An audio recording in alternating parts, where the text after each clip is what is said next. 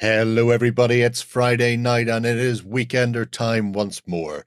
On this week's show, Ben, Free, and Brother Lloyd join me in taking a look through some of the gaming news that's caught our eye from across the industry this week.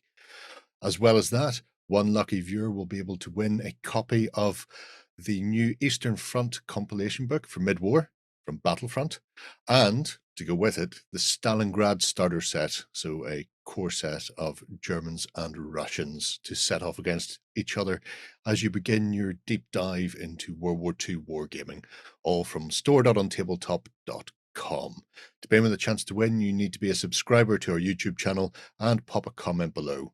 If you can do all the other socially stuff and ding the dongs and hit the thumbs up as well, that's always awesome and helps us out a lot. Now sit back and relax, because your weekend starts here.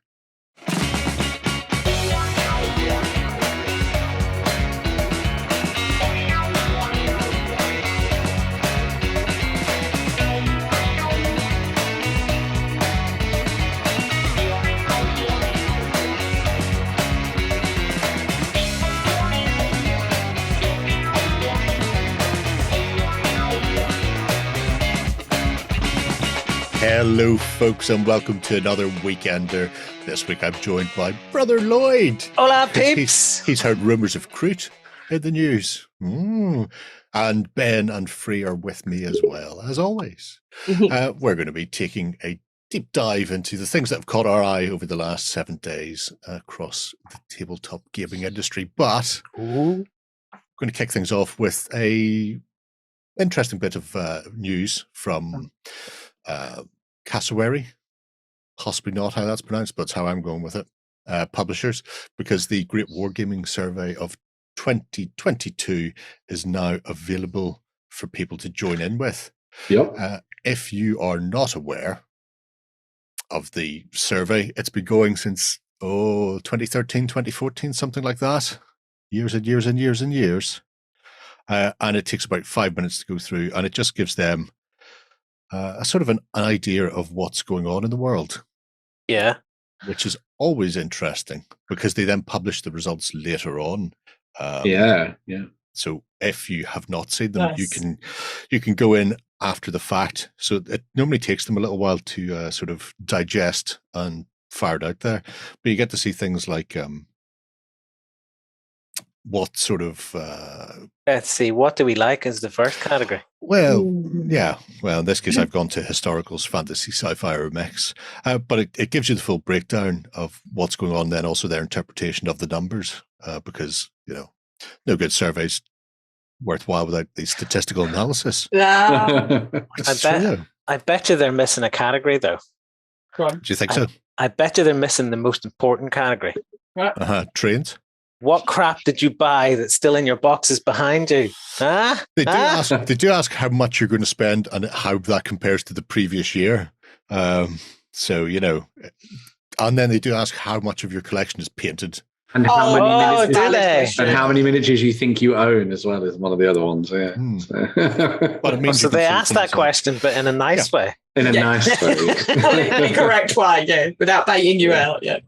But yes, you can see things like the eras of history that are most prevalent with people playing or gaming on a whole. So I want to say it goes 1 is the most interested and 6 was the least What's interested. The count? Is this an actual? Is this a live count? Number of respondents who've put that. This is from 2021. Oh, it's the recap. Okay. So this is the recap. So you can go down through and you can see where you sit along the curve. Do you want to see the what we like? I'll quickly throw that one up, but I want to see the buying the toys, I think maybe it. Because they do go into metal, plastic, and that sort of thing. Nice. Yeah. So playing the game, painting the miniatures, hanging out with friends, collecting, background research, blah, blah, blah, blah, blah. These are the categories. And where people sit and also the age group within them. Nice. It's not this one isn't particularly different in many respects. You can see Go back up though, Jay. So cumulative percentage. Mm-hmm. So what we like, am I reading this right? So 100% of people like building the optional army list. The optimal army list. No, that's What? your cumulative. So you need to look at percentage of the second column. So playing the game That's is the one we're looking 20%, for. and then Ah. optimal army list. Makes no sense. Captain Alpha Strikes. Because I was looking at that for a minute, 1.6. going, that can't be right. 100% of people like No. being cheesy. What? Almost just 1.5% of people. Just into in our game. 1%. Yeah. Yeah. Yeah, 1% of the people own 100% of the filth army lists. Bernie Sanders was right. But you can see how the age demographics shift for certain things from their color coding. And this It's one really is well fairly, done. it's Yeah. fairly static. It's amazing. If this is the buying the toys, there we go. Counts of hobby spending by spending Oh. bin. So yeah, you can see how trends have changed.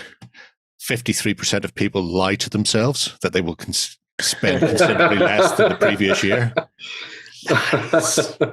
That will flip over time. I bet there's people lying about that answer as well. There's definitely more. Oh yeah, yeah. Completely honest with But you. yeah, it's a fascinating read. It's interesting to see how things go. You can go back and look at the previous surveys from previous years. Yeah. And then if you take the time to fill it in, you get, I want to say it's 5 issues of it's articles five or 5 articles yeah. from previous issues as free downloads, and also a €5 discount voucher for the publisher's website. which You also could use get put into a draw for as stuff. well, which is cool. So Yeah. you might win some goodies for taking part at the same time. So That how much you're going to spend category, though, it's bound to be terribly skewed. I mean, if I was filling in this survey and Anna, the missus, walked in and I was at that section, she's This is like, what I mean. what are you filling in there? Oh, way less than last year. Exactly what I mean. you get a value one as well, and the top bracket is £1,600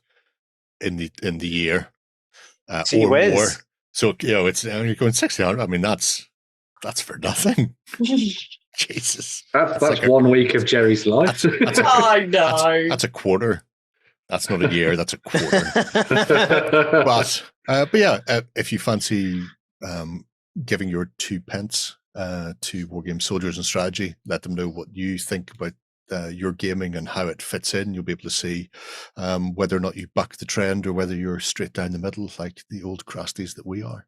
But it's always worth doing, and as Ben says, there's a chance to win boxes of stuff as well. And even if you don't win, you've still got the free articles and stuff.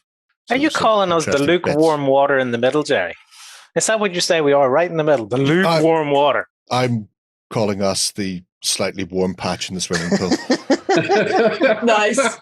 Yeah, that's how I choose to interpret it. You can't tell me different. No, all I can smell is chlorine. Oh, well, you know. No.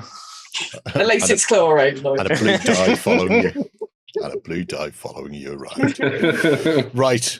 Shall we get stuck into the show proper then? Yes. It is time once again for the most important part of the show. It's time for the Indie of the Week. Oh. And this week I'm going for a relatively new company. Right. So not a massive range, adding to it all the time. Big picks, big picks, big picks. Spin the wheel, make me rich. You might be lucky. Maybe. So, but it's Tabletop-Art out of Germany. Now, like I say, it's a relatively small range. Some are more sort of filled in than others, but they do sort of bits and bobs on the side of gaming. So the terrain, the bases, paraphernalia for dioramas or sculpts, that sort of thing. But they've also started adding miniatures to it. Miniatures are quite attractive. Skulls. And skulls, because everybody likes skull sets. One of them's got a hat on, which is, in and of itself has got to be worthwhile. Look, skulls. Look, relatively sized picture as well. Yeah. Ooh. That won't happen all the time. Just saying. There's no point in getting too on board with that. But we'll start with the pictures, shall we? Because we can, of the big miniatures. Split into a couple of different sections. We'll leave the animals until last. But the first off, and what caught my eye and why we ended up here, was some Landsknecht ogres. Anybody who's done any sort of ogering around in the old world will know that having imperial ogres is a thing of beauty. Oh, and should yeah. always be added to every tabletop all the time. I gotta get me some of those slippers. They look so comfortable. Oh, Yeah, yeah. you notice the holes in the front? They're actually Crocs. I'm not so keen on them now. No. Paints up in the colours of Altdorf as well, which is the worst state you can pick if you're an Empire player, just say. Look at these pics, people. I know, I'm sorry. I found a great one last week where they had really nice stuff, but it shrunk when you clicked on it. So it went in reverse. So you kind of everything. I was looking for more of the same from this, but not to be, unfortunately, not to be. But these guys are brand spanking new, and there are 3 of them currently. So as you can see, gorgeous figures for, well, obviously, 9th Age and Fantasy Empire. Right on more time as those. Well. Yeah. More time, yeah. So if you're a classic Wamster player or one of its derivatives, then they're perfect for that. But there's no reason why you couldn't use them in other games. So Kings of War and the like, or if you want to start chucking in some fancy ogres, not your regular stinking ogres, but fancy ogres into your games of Frostgrave or Silver Bayonet, I think has ogres in it as well. Certainly has trolls. Then you can vary things up with these. There's a guy earning his pay, and I would hate to attempt to have to try and put him down. Oh, yeah. There doesn't seem to be any sort of any gap in the armor. Yeah. I mean, look at We're that. talking about there's a massive gap where his codpiece is. Oh, that's probably enameled blue and yellow. I imagine that's not cloth at all. That's more metal. People think that's the soft underbelly, and when they go in for a strike, they get clubbed over the head with a big flamberge. Bang! Down comes the dynamite. But yeah, only 3 at the moment. I say only 3. It's enough for Crusade. It is enough for a Crusade, which is all you really need in life. And they can always add more in the future. But I like them, the great sword wielding ogres. So they're always good and definitely worth the pay. You only really need about 3 though for a unit of ogre. Yeah. Oh yeah. Well, for a regiment in Kings of War, 3 is a regiment, and then you can go to 6 if you want to go for a horde. Townsfolk miniatures. We talked about these a lot with other people like Dunkeldorf and the like a little while ago. But these are gorgeous. And then recently, it'll come to me. Recently, somebody's done a fan version of Gangs of Rome, but essentially a medieval / fantasy version. Oh, that's cool. And obviously, you have to have mob bases in that as well. So having medieval-looking townsfolk that you can add in to your mob bases is always good for a laugh. Sally Forth. It's on the Sally Forth blog. If you like Gangs of Rome, you can download it there. You still need a copy of the Gangs rules, but anyway. So yeah, they've done a nice set of Robin Hood miniatures recently. Just to go off on a tangent, but Sally Forth will be selling Forth as an indie in the not too distant future. Don't worry. There's plenty of stuff in there. These are wonderful NPCs, aren't they? Yeah, I think they're great for just adding a little bit of colour to games and building on the narrative and stuff. And there are plenty of, especially solo skirmish games nowadays, that require you to have NPCs, and these are looking great. So perfect for Mordheim. He's got a fish. He has got a fish, which is the eternal symbol of Mordheim. Yeah. The most important part of Mordheim is having a fish. It just needs a few legs, and away you go. So. Let's hope not. But the townsfolk, I think, are absolutely gorgeous. They have a very realistic medieval feel to them, so they could easily be historical. Yes, if you're after some townsfolk or civilians for a regular historic game, if you need a baggage train or some civilians to be escorted out of town, then you can definitely do that without them looking too fantastical. Yeah. But at the same time, it's an awesome hat. Do they come with the sculpted bases? No, but they sell the sculpted bases separately. Right. Yeah. In their store. So the little bases are not there. Ooh, there's quite a few of them actually. There's 8 in total, then, is there? Yeah. I think there's 12 in total, 3 sets of 4. Right. So nice. That's plenty that you need. There's a very Russ looking fellow. If like the filth. Looking at that thinking, I could fit him in. A lovely trader down by the dock. Not at all scouting out the land for raiding. No, So. 100%. Why would they do that? Why would they? They're not Vikings. They're delightful Norse people. He's got a spug grin on his face, isn't he? He has, hasn't he? He's to have that slapped off him. And then this, another trader, but a bit more Eastern. With the awesome slipper shoes as well. Yes, They're beautiful. All curly-toed and massive onion hat. Like Suleiman. Very nice. Just gorgeous figures for the town people. Then, because I didn't know whether or not I've opened this one. The vegetable lady. The vegetable lady who wants to buy my shiny red onion. Oh, But again, I really like that. Really that's lovely. nice sculpts. Really clean, not overly fussy on the detail. Just really nice, and will fit into so many settings, historic or fantasy.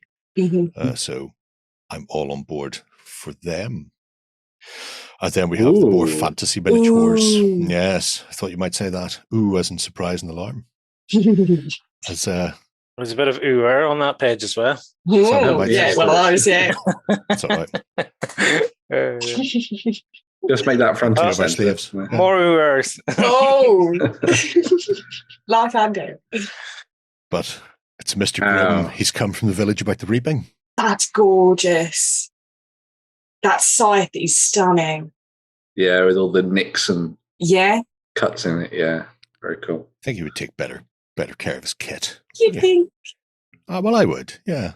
Yeah. These reapers nowadays, not like the reapers used to get in the old days, took a bit of pride in their grim reapingness. But yeah, terrific looking fellows. And again, another set that could be used as individuals for a game, or you could group them all up if you're planning on running them as a unit of something. Filth. Yeah. So unit of wraiths. Yeah. Yeah, wraiths would be ideal for these. I like that there's so much movement in the sculpts as well. Yeah. Like they're not like broodingly still. They look like they're standing on top of a hill as the wind whips around them, about to reap the souls of everybody around nearby. Bring their own wind with them if there's no wind available. Turn on the wind machine. And a heart-sucking vampire. Oh, nice. I mean, it's the same as trying to get a bit out of a particularly errant orange. Squeeze until it comes out. Really like him. Shame he's got the expanding forehead syndrome. It must be terrible to live all your life as being slightly bald. Yeah. You should just shave that off. Yeah, he's got to commit, isn't he? Yeah. Just commit, bro. Yeah. It's again. He's got scalloped armor on. He has that sort of wicked look, but he's not covered in bats and skulls, which at least one person here generally gets offended by. Bloody bats. Everywhere you look, bats. And then the last of our miniatures, the animals Bats! Yay! Animals and monsters section. Oh, you can add the bats back in. That's the set of 10 bats. You can staple them to things. Oh, that's fab. Including upside down bats to hang off your buildings. I mean, I would just put a bit strike with the vampire. Put a bit of clear plastic in the buildings, and then just splat them on the windows. I like this as well, because when you're buying very, very small things like this, trying to get an idea of scales of pain in the backside. I bought so many bags of chickens from different companies. You have no idea. So at least it gives you a rough idea of what sort of size they will be. Yeah. Especially if you're planning on using them in 28mm, or if you're planning on buying them for 10 or 15mm and using them as giant bats. Giant bats. That's a great idea. And then more of the farmyard bits. Nice. A nice set of chickens and a rooster. Ba-ba, ba-ba, ba-caw. I love that their butts come separately. That's very cool. Yeah. It's probably not something that you want to particularly have to do, is glue chickens in two halves together. But if you're after some swarm bases to go with your halflings, which I may or may not be, saying nothing, then it's always good to have chickens available. The deadly chicken attack. Do they have a Mike chicken, the one with no head, who ran around for a year and a half? No, they don't, unfortunately, because they couldn't get a. That is a vicious poodle. It's quite the flamboyant poodle, isn't it? Yeah. Reminds me of the one from the Hulk. Yes. Good choice. Yeah. They're lovely. Again, they go great with the townspeople. Yeah, Mhm. because you've got a variety of various dogs. So we have the, I suppose, pet section, but then there's also a set of Proper guard mastiffs, dogs and Only stuff. dogs. Yeah. which are always good, Mm-hmm. and even a set of nice. Alsatians. Pretty police dogs. That one looks like one of those Australian ones. Oh, yeah. Yeah. I want to say it's called like a blue because it's red or something. You know how Australians are. A blue healer. Is that the name? Fussy Blue like healer? that. Could be. Looks like an Ooh. Alsatian and a dingo. Got Mm, jiggy. A dingsation. There we go. Dingsation. Giant spiders. These are great for dungeon delving. Yeah. You've got your insects, giant woodlice, or chiggy pigs, as apparently they're named in some places. Cheeky pigs. Chiggy. Wow. Chili pigs? Chiggy pigs is another nickname for woodlouse, and I think that's a much better name than woodlouse. Just Oh, saying. really? Yeah. But yeah, you two can have scarabs, stag beetles, centipedes, millipedes, ants, and chiggy pigs. They're very Good nice. eating on some of those. Yeah. I'd like to put those on the basis of like an undead army. So Yes. like when they've been Oh, yeah. risen from the grave, all of those have come out of the ground with them Oh, yeah. from the undead forces kind of thing. Yeah. That'd be nice. Really nice giant rats. Good giant rats, hard to find sometimes. Proud rat. Oh, I like those Giant spiders as well. They're nice. Yeah, They're we can fantastic. we can do without those. Spiders. They can do one. I think those are 40mm bases. Make him itchy. I Ugh. think it shows you on the. How much is that set of the spiders? Spiders, 20 euros? 20 euro. So Giant spiders are always absurdly expensive, it Mm. seems, but it's nice. So it's nice to have a set that's actually reasonably priced. So see if I can find a size for you on this one. Yeah, that's all well and nice. We could probably move on past the spiders now. Oh no, not until we find out what size they are, because we have to know how big a giant spider Well, they're is. that size. That's big enough. Is that 25mm? Is that The 30, size- or 30 or 40mm base? I mean, we just don't know. 1-to-1 scale to an actual spider. Scale 20 at the They are on a 40mm base. Oh, there we go. There we 40mm go. round. So Oh, yeah. there you go. So that gives you a rough idea when we look at the gigantic spider Oh, as to how much bigger that is.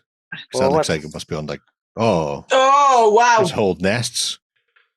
Spiders all the way down, like turtles, but with more No. legs. Put more Great legs. beer. So many more eyes. Hovering over you at night, pooping into your mouth. stroking your face. That's what they do. That's what they do. How big is he? 60mm base. There you go. Wow. So Big that's chunk all of good it. news. Big spider. So we got more rats, rat swarms, ravens, Ravens, nice. which are good, Undead rats. zombie rats, Zombie rat king. and a set of giant boars with They're cool. alternate heads. Ooh. They're nice. Have a look at the ravens. I like those ravens. Oh, they're Yeah. really cool. Quoth the raven, nevermore. Never. Very cool. Nice section of interesting and very different miniatures that kind of fill in the gaps for a lot of people, I think. Yeah. So, yeah.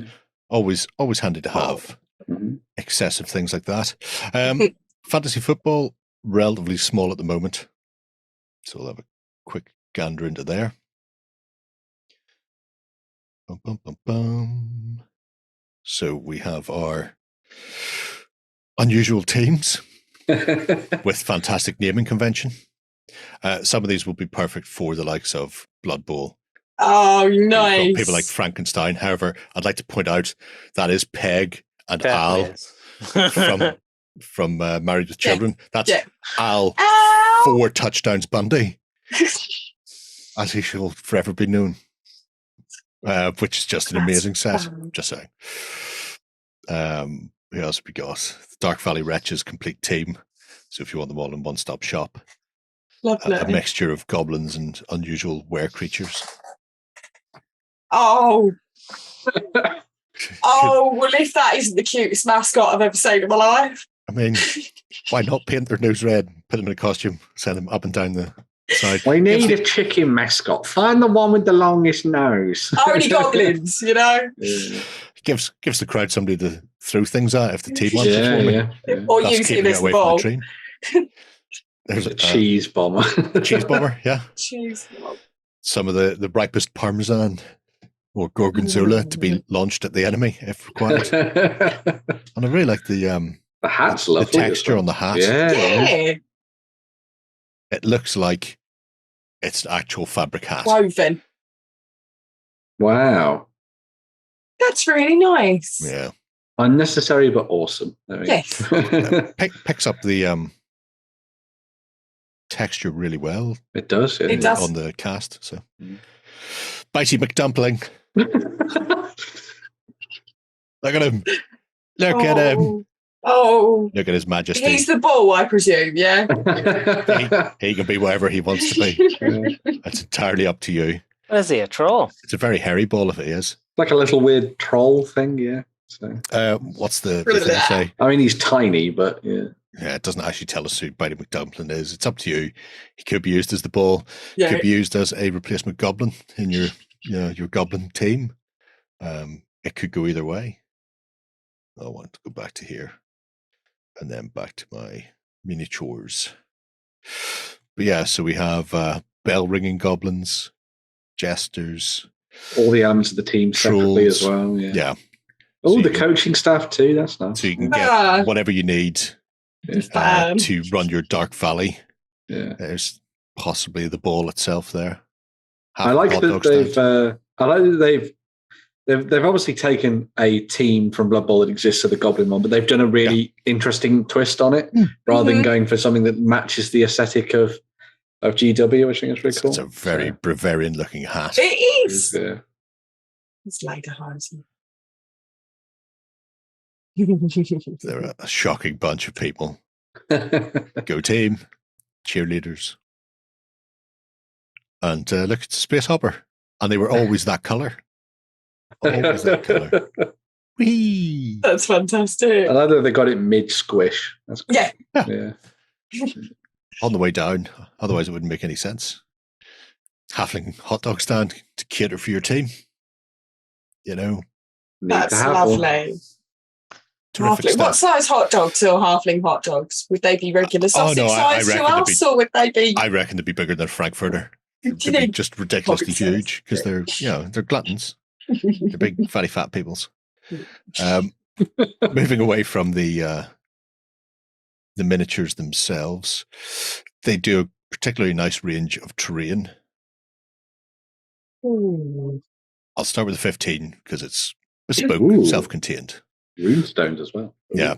Excellent for people playing Flames of War in particular, because they have things that are set to the Flames of War base sizes, but would work for any 15 mil stuff. So you can get yourself your buildings or your little hedges, mobile emplacements, and even objective markers. But if you look at this, it's not just a train carrying tanks, it's a wrecked train. Doesn't matter, it's a train. Choo-choo. That's all that matters. Choo-choo. Notice how they're the smallest pictures we've reached so far. Choo-choo. Yes. It's like they knew you were coming. No, people seem to think, it's a small miniature. The smaller the miniature gets, the smaller the photo must be. Correct. That's Logic, true. yeah. Again, I really like these. The fact that the That's real tanks nice. are coming off their flat carts. Yes. And the tarps that were covering them has been pulled away as well. A nice detail. Yeah. Like the Grim Reaper, you can see kind of the weather on it, the wind pulling it off. It's so you can have your derailed train as either an objective piece or just a nice bit of blocking terrain in the middle of your table. Which is cool. Putting down train tracks is great. They're perfect for Europe, but it means there's always a big long line that's completely open and you can't really go around it. Yeah, exactly. It's always open, or it's pristine looking train on it, and it always looks out of place. Oh, wow. We also have things like a Normandy church. Again, really nice. The texture at the top is lovely. Yeah. That's what size it is compared to a Panzer IV. And simple, dimple assembly instructions. Again, little Italian farmhouse. Open a baby. Scusi. So the 15mm stuff is lovely. Like I say, mostly geared towards your sort of Flames of War or 15mm World War II anyway. Look, second bash center. Poor guy in there. I like the fact you can take the roof off. That is nice. There's a fellow trying to poking his head over the back, looking at what's going on. Yeah, Trying to make sure nobody's coming their way, probably. Yeah. And the destroyed Tigray. Ooh. Which is a really nice objective marker. Yeah. We do like a tank rescue mission or something like that, or find the info.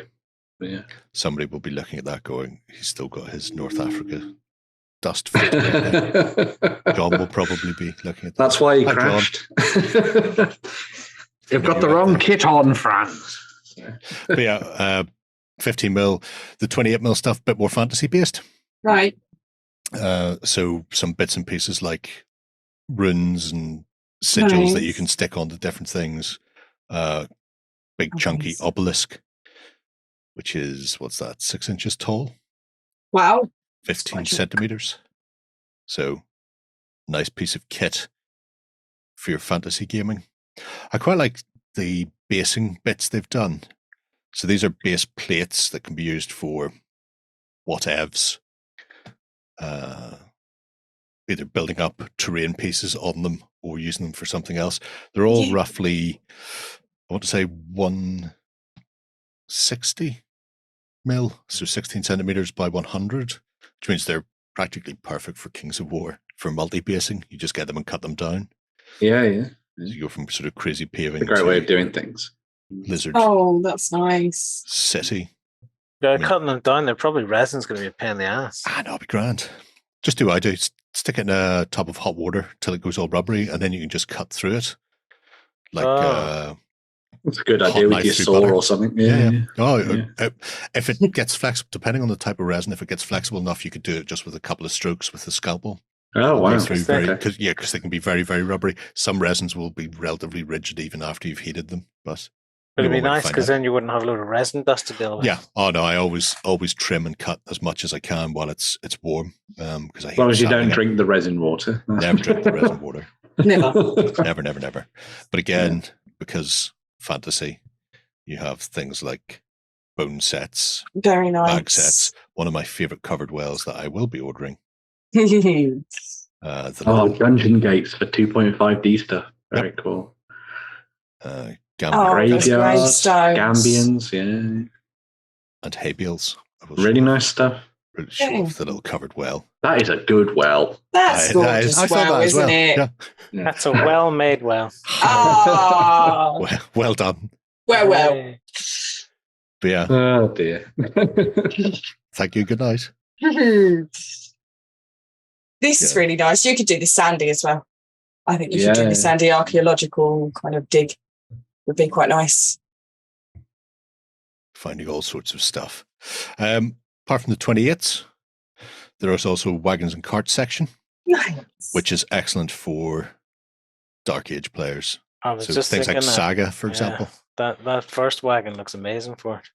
The cart with water barrel, excellent for medieval, for colonial warfare as well.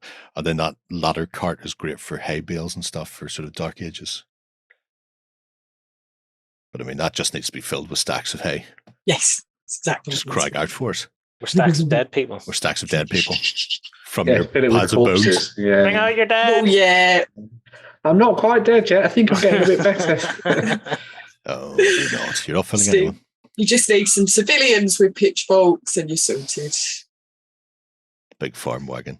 These pieces I really like. These and the boats, which we'll see in a minute, are really nice incidental pieces.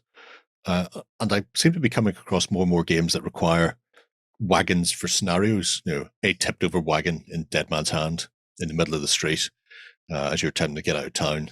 So you've got people in the gang sheltering behind it. So having actual realistic wagons that aren't filled with something is really nice. Great idea, yeah. And also quite irritating to find normally, I'm just saying. And now you've got that massive pack of just horses from War Games Atlantic. You can just use those horses in these wagons, and away you go. So weirdly, that massive pack of just horses arrived yesterday. Oh, there we go. I just remember you've got a pack of chickens recently and a pack of horses. Oh, any other farmyard animals that we're missing? Are these 28? These are 28. So Blood and Plunder use then? Blood and Plunder or Saga. Vikinger. Yeah. Oh, nice. Your Viking one. Oh, you can quite happily put Boromir in there. Oh yeah, you can kill Boromir and put him in there. Say goodbye to Sean Bean as you push him off the cliff. Cool. Sorry, I mean waterfall. All works the same way in the end. All works the same way. So that's more or less the resiny bits. They also do game accessories and templates, which are sort of laser cut wood bits and pieces. Do they do Viking surfboards? They don't do Viking surfboards, unfortunately. Oh, you can't have everything. I was watching the new Vikings. The Valhalla one. Okay. Right. It's actually, I find it very entertaining. I liked it a lot, actually. I think it was a good reset because I think the other one went doolally towards the end. Mm-hmm. But there's this moment where they make Viking surfboards to paddle up a river. Oh, yes. Yeah. And I was just like, maybe? I don't know. Maybe? Is that when they're going through the reeds trying to get to the city? That's it. Yeah, I'm saying nothing. And amongst their sort of bits and pieces, so you get objective markers, which they 3D print in a couple of sizes, so that's handy. These little squad markers, they do 2 types, a clip-on and then if you magnetize your base, they do one that will stick underneath. Oh, brilliant. So you can tell who belongs to what, which is handy, especially if you're running multiple units of essentially the same miniatures, but you need to keep them like stormtroopers. Yeah. So that's a handy little piece. That is really good. An arc marker, which I think, because Infinity, you have to mark them on the bases, and there's a few other games where you have to have a 180 line of sight. That, I think, is just a quality of life thing. So you just stick the base in between it and then paint or spray or whatever, and you know you've marked off the 180 degrees, or just use square base like nature intended. So much easier. The final thing in here for me is for fans of The Darkest Eye. They do a set of bases. Now, even if you're not planning on using the bases, the little hex things can be used as interesting objective markers as well. Yeah. You have little rune set of bases. These are really nice because I've got just use them as set on terrain pieces. Yeah. I've got the Darkest Eye miniatures from Westphalia, which come with just plain hex bases. And I'm looking at these going, maybe I'll upgrade some of them. That'd be good. Yeah. Or at least I'll buy them and put them. Oh, well, there you go. Oh, wow. Perfect. Yeah, perfect for objective markers. I do like painting a good miniature book. Oh. Also, the nice thing is having the little hex base means they stand out a bit more than circular objective markers. So they do quite a nice little range of those. Hey, look, they're circular ones. Yeah, they're what you call them? Manhole covers. Manhole covers. Yeah. Oh, they're cool. You too can mark the deployment of subterranean evil things, kobolds, gnolls, goblins, you do the lids, rat dudes, whatever. You do the lid slightly off with a rat coming out, or just darkness with some eyes. Zombie rat. Yeah. Zombie rat king, of which there are many. That's awesome. Very nice. Yeah. Wait till you see the rat come out of my hole. That'd be awesome. And there's some flame markers Very for nice. demons. And more of your delightful doors. 2.5D doors. I like in the hizzy, or at least giving access to the hizzy. But there we go. That is the delightful new or upcoming company. They also do all the glues, paints, brushes, and bits and bobs if you're in that neck of the woods and looking for things. But I remember when they just did skulls. They've come a long way since then. That's very cool. That's because they made a stack of money from selling skulls to GW players. That's probably why. It's like a license to print, isn't it? Yes. A license to print money. Just have a bag of skulls, people. But yeah, worth checking out Tabletop-Art. We'll put the link below, tabletop-art.de, but it's our India. We'll be down there. Yeah. We shall be back after this swish with some news. Coming to you from the center of Northwestern Europe. Covering board games, war games, card games, and all that you love. It's the news.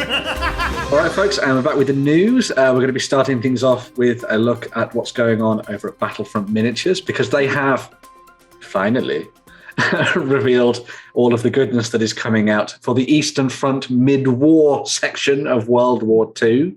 So we're going to be seeing the Soviets going up against the Germans on the Eastern Front with a whole bunch of new starter sets and starter battalions / companies, however you want to market them, for you to dive into and have fun with. So kicking things off, we have the 2 starter sets. So on one hand, we have the Stalingrad set, which is an infantry-based option for you to dive into and play your games. So it's all about focused fighting around urban environments.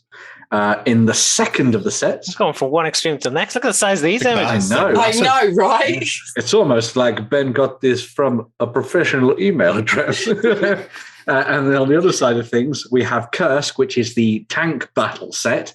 So it's amazing. I feel like I'm in the battle. So if you want to play out your games I'm on fire. in the midst of Stalingrad with your infantry teams fighting in close quarters combat, you can do that. If you want to go the other direction and you want to play with loads and loads of tanks on mighty open battlefields, blasting each other to pieces and bits of hot metal flying everywhere, you can do that as well. Nice. I think this is a direct response to John talking endlessly about the fact that they don't put infantry in their stuff. John's constantly So John's complaining it does work. I would go one step further. If you're just brand spanking new and you're looking to start and you're looking for the easiest entry point, go for the tanks. Yes. Very simple. Yeah. If you're looking for something more substantial, go for Stalingrad, where you've got a mix on the Russian side, not so much on the German side. If you and a friend are getting into this brand spanking fresh new, get one of each. You've got 2 rule books. Mix and match. And then just take half the force. Good idea. Of these, and it gives you a very good combined arms force, and the price on the box sets are ridiculously cheap. Yes, and we do sell them over on store.OnTableTop, so you can go and check them out. Or you might be lucky enough to win that. You might even win the Stalingrad set from commenting this week, which is pretty cool. In addition to what we see from those new starter sets, we also have these new, effectively, starter forces companies that you can dive into and play around with. So once again, they've broken them down into infantry-based and tank-based across the 2 forces. So the Germans have got the Iron Cross set, as you can see there, and then they also have the Ghost Panzers set as well, which is their option for armor, which is, again, very cool. Comes with a massive selection of different vehicles for you to play around with, especially themed to this period of warfare and all that kind of thing as well. But you could probably sneak them into other mid-war theatres if you really wanted to as well. So don't worry about that. You've also got some options there for the Soviets. So you've got the Enemy at the Gates set, which is a pretty awesome looking set filled with artillery, as you would have imagined the Russians to have. And then you've also got the Red Banner set as well. Sorry, not the Red Banner set. Yes, it's the Red Banner. The Red Banner set, which comes with the a good mix of tanks and smaller dinky vehicles as well. Oh, look at those. They're so cute. Yeah. That's your command and recon right there. Exactly, yeah. So it's a pretty decent selection of different sets. Yeah. And if, as Jerry was saying, you wanted to go down the route of maybe collecting a larger Russian force to use on the tabletop, just get 2 of those box sets, 1 of each, smash them together, bish, bash, bosh. You've got a fantastic Soviet army to use on the tabletop, and same if you're going down the German route as well. This all comes off the back of the new Eastern Front Mid-War Forces book as well, which has a delectable cover, if I say so myself. What a cool looking piece of artwork on the front there. This will include all of the background and information for building up your forces for playing out battles on the mid-war front, on the Eastern Front during the mid-war, but it will also come with additional rules for playing as the Finnish, the Romanians and the Hungarians, which were all available in separate sort of supplements before this. And it's also going to include all of the, interestingly, things that came out as part of sort of other supplements. So named after the box sets, Enemy at the Gates, Iron Cross, Ghost Panzers and Red Banner, all of that is built in with proper rules for those specific scenarios and battles and all that kind of thing into the book. It's been reworked and updated for the current edition of Flames of War, which is very cool. But yeah, I gotta also- get me one of these. Yes. I'd play the Soviets just to have these. Well, that is a very, very cool looking tank, it must be said. And this is the other thing as well. So as well as these initial starter sets in the book coming out right now, with pre-order options, either from Battlefront or from us, whichever you want to go for, but us. But Go for us. only Go those for two us. options. There's no else. Yeah, there's no one else. There are also some options to pick up more tanks and all sorts of different things, like the KV5 tank companies you can see there as well, which is looking very cool. And the Dicker Max Pack Hunter crew as well, looking very nice. All of these are going to be available to pre-order over the next couple of weeks. And as is the case with everything from Battlefront Miniatures, this means that over the next couple of months, going into sort of September and October as well, you're still going to be able to dive in and pick up some of these on a weekly basis as new additions get added into the mix for both forces. So yeah, That must still be a resin cast tank. I don't know, unfortunately. Most of their stuff is plastic at the moment, but yeah. Quite That's it. But chunky. I'm looking at those. They look like the old resin ones. They may have used them for photography purposes, perhaps. I'm not entirely sure. It's one of those things, because you're only ever going to have a couple of these kicking around, is the move away to hard plastic entirely worth their while? Very true. But it means you get to do things like those weld lines on the Dicker Max. God bless it. It's not that, child. But yes, there's some really awesome looking sets here for people who want to play out this kind of Eastern Front mid-war period. Everybody loves the kind of like Stalingrad setting, I think, and sort of fighting in those close-knit streets and corridors with like bits of rubble falling down on top of everything and sniper teams hiding in buildings and all that kind of stuff. So it'll be very fun to dive in. Yeah. Well, they're very true. Yeah. Does that count as mid-war then? Yeah, I guess it would. Yeah. Mid-war's like the best war, isn't it? Early to mid. Mid-war best war. 100%. It gives you more interest. I think it's when you hit late war and it becomes that massive arms race. Although to be fair, KV5's there, so not ideal. But when you get to that point where it's just like, how many tigers, tigers, and so on and so forth can I stick on the tabletop, and it becomes very dull very quickly. It looks very shiny, but oh my god! Yeah, and you've less variety in your armies and the factions that are involved. Do you think John will agree with you? Yeah, of course he will, because some of the factions have had 10 shades of crap kicked out of them by then and can't fight anymore. Yeah. I think it's more interesting, and more of a challenge as well. When you can't just go, I'm going to spend 750 points, or well, it's changed now. I'm going to spend 70 points of my force on just tigers. Then let you deal with the fact that there's Armor 98 pillboxes driving down the table towards you, all with idiots on them. I go, I don't care, you can't penetrate my armor. Yeah, mid-war is definitely best. I think you're right. Early or late early war / mid-war.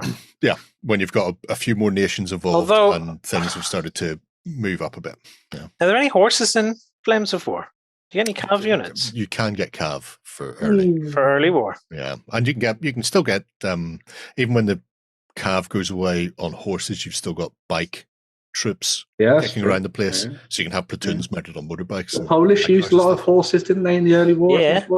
Everybody used lots of horses. The Germans had stacks. Loads of them, but they didn't use them in their propaganda films. So they let people believe that they were more mechanized and advanced than they actually were. So, yeah.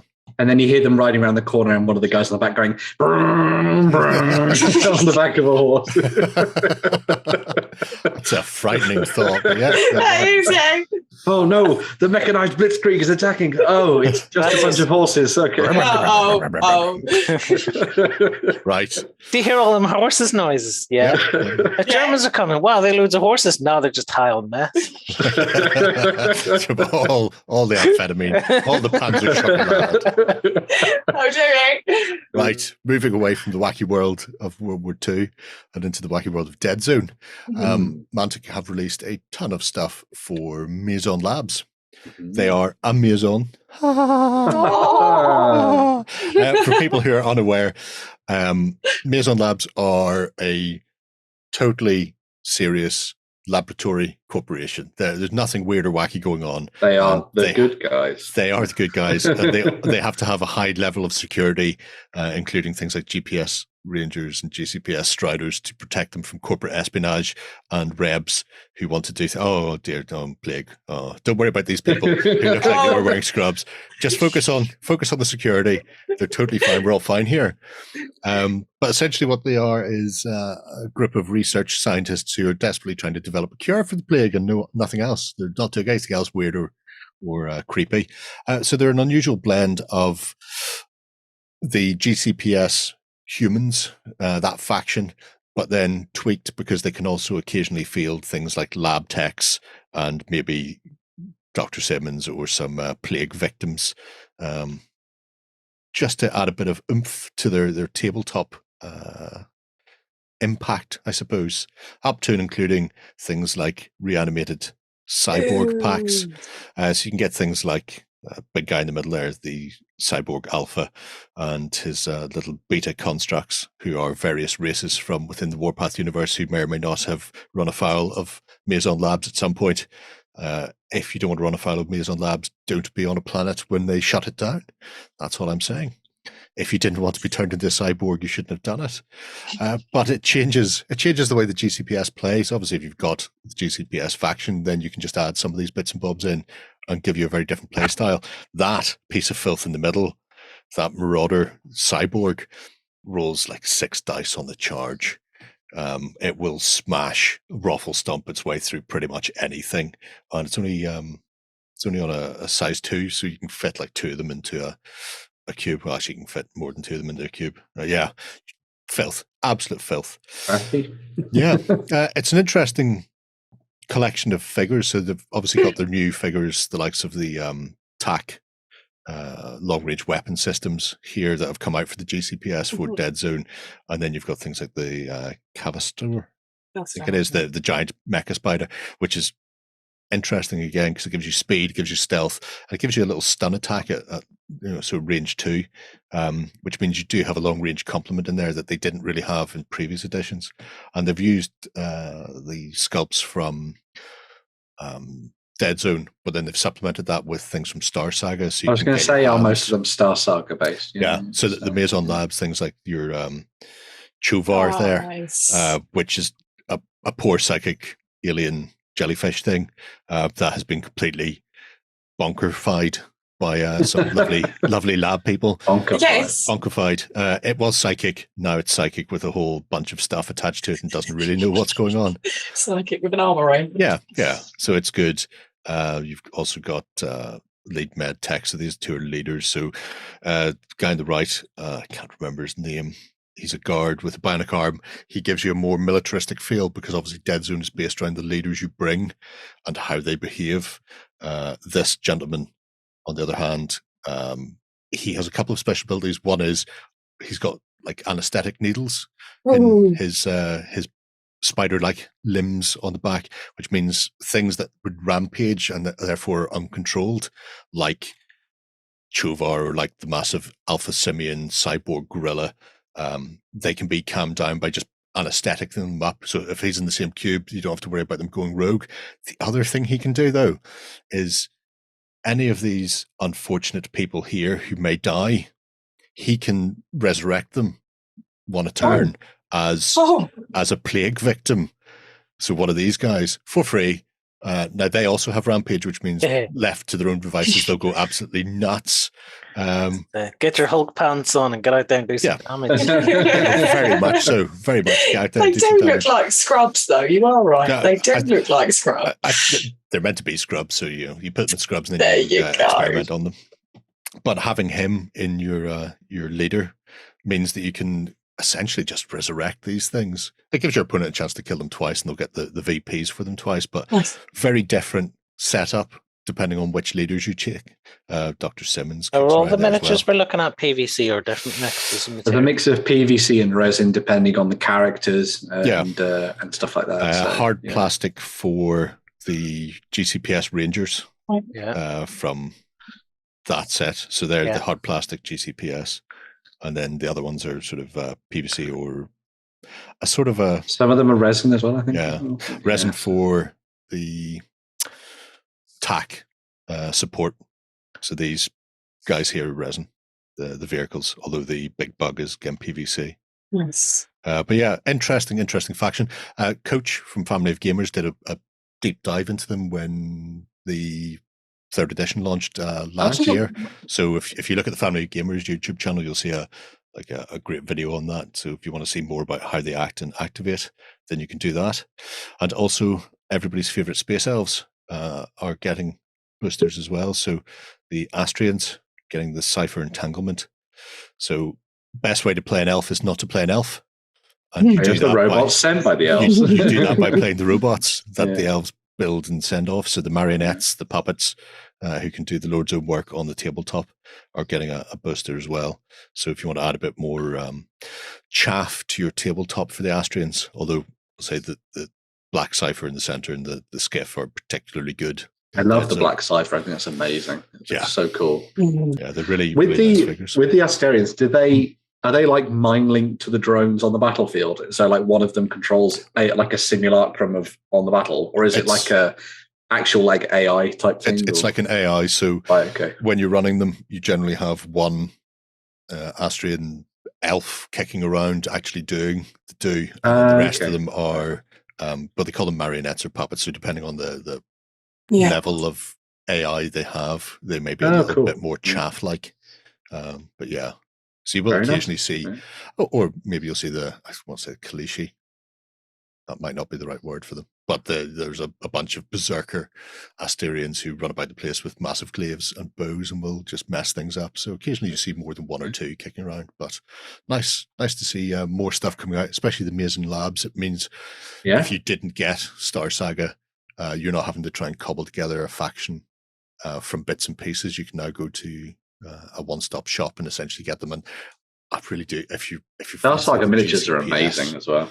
So they're really different to play, but you can lean into the more human side, or you can lean into the more alien and monstrous. And I think that the idea is, as they push forward, you'll see some more of that sort of sci-fi body horror sort of stuff coming into the Mazon labs with future releases. At least that's what Rob has been teasing of late. So who knows? Gen Con's on. Somebody find Ronnie, buy him a pint, and then poke him with a stick until he tells you. Then pop it below so I can find out. That would be great. Anyway, so who's up next then? So next up, we're going to be looking at small-scale warfare, but this is through Peter's Paperboys. So a lot of people will know that we've talked about them in the past on the Weekenders. They do amazing paper craft armies that you download, you print off at home, you cut them out very carefully with a knife and a pair of scissors, and then you fold them up and then you use them in your games. Well, Peter's Paperboys now have obviously worked with Peter Dennis in order to create this new set of a 10 mil ancient paper armies. So now, rather than just playing in 28 mil, as a lot of people have been doing with the Paperboys range, you can now shrink down all the way to 10 mil and start putting together massive Roman and Gallic armies to battle out on the tabletop. So an army of that size in plastic would cost you a pretty penny, we'll say, right? 12 quid gets you all of the paper all the downloads for all of these templates, the templates, and then you can print them off as many times as you like. That's fantastic. So once you've got these, you effectively have got endless amounts of Gauls and Romans to start using on the tabletop, which I think is absolutely fantastic. Each of the sets comes with a bunch of your basic infantry for both the Romans and the Gauls. You've also got cavalry options, skirmishers, auxiliary troops as well, which is really nice. The command elements for both of the armies. You've also got war elephants as well. In addition to that, you'll see in the background there's some sort of terrain pieces as well. So within the actual starter set, so they're actually working on a whole bunch of these as well. So with this set, you get a camp for the Romans and a camp for the Gauls. But then there are also additional releases that will give you like a full Gallic village effectively as well, and also some sort of incidental pieces that go alongside your armies. So you've got 10 mil roads and fields and all that kind of stuff as well. That's awesome. So as you can see, you've got like a little wagon train in the back. There's the Gallic village and all that kind of stuff. You could build up your little forests and all that kind of thing too. Yeah. So they obviously you skip the painting step when it comes to these, but you do have to get into the very carefully cutting out things and I've cut my finger stage of miniature creating. I don't know if I could be. I don't know if I have the patience for that trimming business, because once you're trimming, see these little arms and swords and things, little shields, not shields, spears and stuff. When you're trying to cut things out of paper really small, a lot of the time you'll just move the knife and your bloody sword comes away with it. Not because you cut it, but it just yanks it off. I think I'd quite like to print some of these off and laminate them to see if they go, because that way they're going to last a bit longer. Although you can print as many off as you want anyway, but it saves you from getting all of the little bits off, like Lloyd's saying. You laminate them as they come out and cut them as they're laminated. It might protect them a bit longer. Yes. Peter's very active on his face page. And the community who do Peter's Paperboys and will occasionally do things like rescale it to 10 mil. And they had been for some time before Peter finally cracked and decided just to. Fine, I'll draw them. I'll draw them, actually, since you're all doing it anyway. But they've really good advice, so you can go in there. There's a particular type of shear, like a tiny little scissor, that they went, like nail scissors almost. This is an amazing type of, and it will allow you to cut in and around it perfectly and not have to worry about using knives and stuff. So, well, that's good to know, because I can see that being the frustration. You look at this and think, this is epic, and then give up.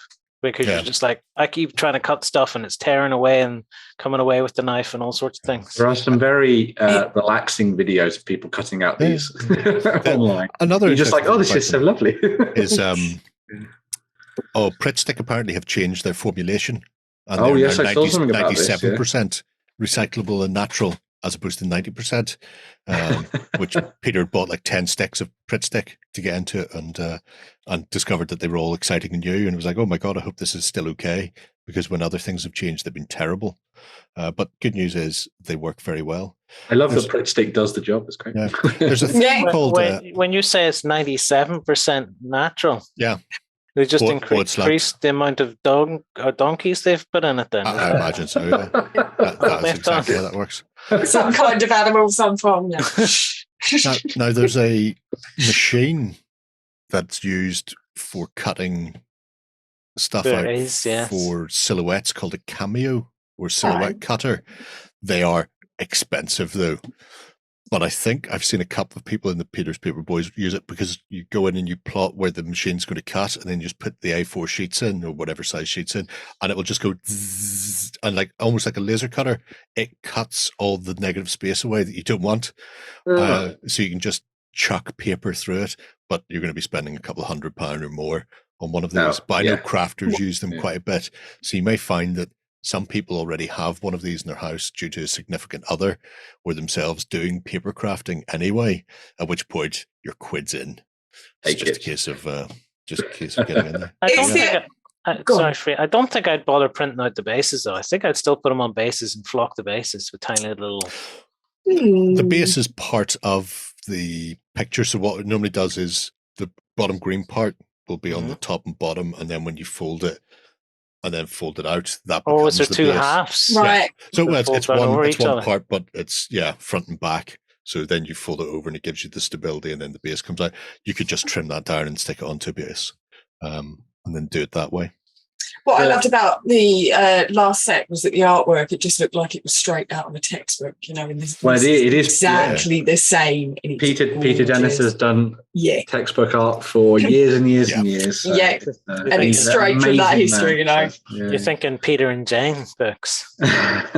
Similar but different. Now, these are coming out from Peter's Paperboys. I know in the past he's done rule sets with those. Does this one come with a rule set? So it's designed as a set that is just for 10 mil wargaming, but it comes with some of the accessories you need for playing Strength and Honor. So while Strength and Honor is 2 mil, it can be played effectively at any scale. You just need to have the space to do it. Moving on a grid. Yeah, and rather than Peter try and draw 2 mil Romans, I think he was like, let's draw 10 mil, and then I'll give you the options for playing Strength and Honor with it as well, which I think was quite nice. But that also brings me on to... Do they have any slingers just before we move off? I think there are some skirmishes with spears and slinging. I've been watching videos about, what are they called? Is it Bellyanek slingers or... Bellyarik. The belly dancer slingers. So I'm just wondering if they have any of those. The Greeks, there'd be Greek slingers. So you might find them in Iberian forces and but the Romans used them. The Romans, yeah, that's true. After they took over. Oh, wait a minute, is this early? What period is this? No, they could still be kicking around at this, but this looks like Caesarian rather than early. Yeah. Well, the Gallic Wars. They kind of fought for a lot of people. They fought for Carthage a lot, though, and then the Romans incorporated them as well. So I've not seen A-Slingers, but I know he's done them in the past, so I'll be surprised if we don't see them anyway. As I was saying, this brings me on to another big thing as well. So Peter Dennis works a lot with WoFun, who we've talked about in the past, who do flats. Each of those flat sets, and also in general, a lot of Peter Dennis's work comes out with rule sets, which are designed by Andy Callan, as you can see.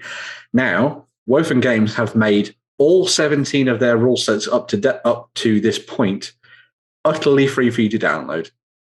So if you had a bunch of 1066 miniatures, or you had some miniatures from the medieval period, or you had some ancients lying around, and you wanted to play a game, but you didn't know what rule set to pick, well, there are now 17 free rule sets for you to go and download. As I say, absolutely for free. Go through them. They're all designed for beginners. So they're between 12 and 16 pages each. They come with all of the things you need to know about getting started and playing the game. They come with basic rules as well as sort of expanded sort of expert rules as well at the same time. And I think it's just a great little thing that they've done just to kind of tide people over during this summer period, which I think is really nice. They're so getting downloaded. Yep, download them all, read through them all, play some games. I will say, if you're fancying downloading them, do so now. I think they said they were just going to do it for the first week or so. So I think it's up until the 8th of August. Then after the 8th, they'll disappear again. Get involved. But yeah, the rule sets are very simple. The whole idea of the rule sets is to encourage people to play historic games. So they all follow a similar format. Hang on a minute. This has got the same thing that Warren taught me earlier. Yay! Hey! You can also fit two to a page if you click on one of the we're not worried about that. So it starts off, it explains the basing for the WoFun games, but these are essentially elements, so you can play this with whatever you've got. The measurements that they use are based on base widths, so if you don't have these, but you've already got 28mm Romans or what have you, and they're based on a specific base size, then you can still use these rules with what you have, which is nice. The also interesting thing is, for all of them, they start off with a setup of a specific style. So it's not always just two armies running at each other. It tells you this is the sort of setup and deployment you should be using for the Persians and the Macedonians, which is different from the ECW starter pack or different from the 7-Year War or the Texan War.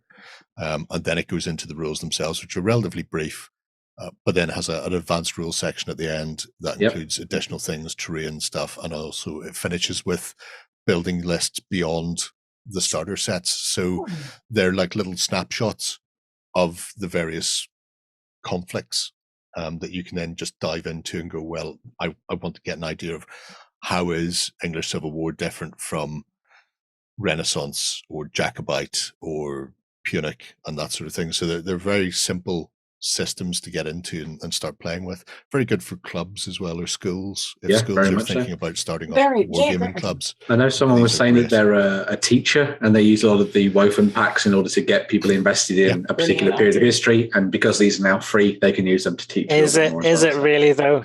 Is it? He's probably just using them as slave labor to get his armies built. Oh, well, that's probably Today, kids, we'll have a lovely afternoon cutting things out and sticking them together. And he's like, yeah. Can we take these closer? No. This term, I really want to play Punic Wars. So I'm learning Punic Wars. And I'll be getting some games in where I smack you all around the table. That's, I have no problem with that. I have absolutely no problem at all. But anyway, so WoFun's rule sets, free for another week-ish, we shall say, if you fancy getting involved in some history. Well, that's just ruined the show. We've lost half our viewers as they all go off to do that. That's we need the bandwidth to download. Where are we going to go to now? Okay. What I've been saying is it's so lovely to see things kind of go back to normal again. I've been hearing the word Gen Con and I've just been getting giddy at the minute. And especially the reason why I'm getting giddy over Gen Con is because there is a game from my childhood that is resurrected from the ether and it's getting a new edition. So Castle Panic, if you have heard of it, this puppy spent a lot of time on my table with my friends growing up. So this is launched, as I said, at Gen Con, and it's a classic title, and it's getting a complete revival. So it's not just got a streamlined look. They've included updates to mechanics to make the gameplay even smoother. So if you've not played Castle Panic before, the premise is pretty simple. There's a castle centre of your board, which you need to protect. Any incoming attack is going to come from the likes of goblins or trolls, and they're going to approach you from the woods, which is on the outside of the edges of the board. So you have to cooperate in this. You are going to be trading cards in battle to stop everyone coming in for an incoming slaughter. So between you and all of your teammates, you're going to be coming up with a strategy to keep the walls safe. So you're going to be attacking with cards, building different walls, and just in general, keeping the forces out. So personally in the past, I've actually been really competitive with this. So one player in particular is awarded at the end of the game a special title. You are the Master Slayer and you're racking up the points and doing your best kind of Gimli Legolas impression of knocking down enemies and counting them down. So there is a complete new look to this game, and we're not just stopping at a fresh new edition. There is a big box as well. So you've got a big box, an expansion, and a fresh rehash of all of the older expansions for release next year. So that new expansion that you see there, Crowns and Quest, players are going to get an insight to the Royal Court. We've got 12 new characters to add to the game and a chance to run off into some quests. We're going to be added different goals and different effects, which is going to change up how the game is played, dealing with new monsters and hunting down different stuff like artifacts. The big box has got absolutely everything Castle Panic in it, which comes, again, in a mahoosive box. So it's got the new edition, new expansion, older expansions, that's the Wizard Tower, Dark Titan, Engines of War, plus you've got your promo items, that's 6 towers and 7 promo cards. So there's a lot going on, and it's really, really, really, really lovely to see a game that I've seen so dearly with new, fresh artwork, and it come back, and new people get to enjoy it. New people get to enjoy this game, and it is very simple, and it is very great, and it was a game that I grew up with. It's nice to see the fresh new artwork and a nice new revival, in all honesty. How different is the artwork? Because I know sometimes it's quite new different. editions or revamps will come out, and the artwork changes massively. It was very much of its time, if that makes sense. Yeah. The artwork, it was it When just was kind its of time? classic Because black. you're a child, It was though. about 10, 13 years ago, if Right, that. okay, I think yeah. it might be roughly So the around 90s then, because they were about 10 years ago. Yeah, about then, roughly. The original one came out in 2009. There we go. Right, There you okay. go. Which is still ancient history nowadays. It is. It was it was kind of the matte coating, the black, the dark. It was what it looked like back then. This is very modern. It's got the colours. That was what was missing for me, in all fairness. When I look back and compare the two, I do want to go and grab it out from my mum's loft just to kind of take a sniff and have a look at the old game. You do. Yeah. Old ball game smell, Ben. I suppose if you're looking to introduce a load of new people, or especially kids, to it, having a vibrant, bright set of pieces and artwork is a bit more appealing than that's the old one there, Joe. Yeah. So what's the old one? It looks the same to me. That's the old artwork. Can you see the cards? So that's what's changed. The board hasn't the cards, changed. the board, it's all changed, but that's not the new board. They've not showed the new board yet. No. All right. Well, that explains. This is I'm the looking old at going. It doesn't look like a new board, so that's not the new board. Okay. No, that's the old one. Yeah. Are they? But they are changing the board then. Yes. Yeah, it's getting a whole new revival. So Because the it's only thing all that we've but that's seen all- at the minute is the cards. It's all going to come. We'll see a lot more of it after Gen Con's finished and that kind of thing, because it's available to buy now and all that kind of stuff. So Yeah. It's available to buy. Well, not just yet. So we've got not just yet. So although it is launched at Gen Con, they've got a launch party and everything. It will be the big box, the expansion, and the new edition. It's going to be coming on the 30th of November. Oh, okay. If you do want the older expansions, they're just generally being drip fed out from January, February, March next year. So I haven't played this game for quite a few years. It probably was back in 2009 that I played. There you go. It's a great game. Remind me, is it everyone's fighting against sort of an AI sort of thing? Yeah, it's with cards. Yeah, you work together, you trade, you battle it out, build the walls. Do you need more than 2 players? Yes. Well, no, I used to play this on my own. You can play it by yourself. All right, yeah, because I'm looking at this going, I might pick this up because it totally dropped off my radar, but I can remember enjoying the panic when I was playing it. I used to play this on my own to practice, in all fairness, as I still do. Yeah. You can see there, Tarn Knight. Yeah, the artwork is a massive step up. They've made it a lot more modern. Yeah, it's very evident. I think it's got the old one has very classically 2009 board game art where they were really trying to find their feet. No. Yeah, I much prefer that. That looks way better. The black borders really set it off as well. That's really They don't even the black borders, exactly. Look at all this. No, the original art. Old bleed art. I like that. No. Look at the gems. Look at the gems. Let's move on before Lloyd digs a hole for himself. Well, I'm very excited. Very excited. 2009 for the win.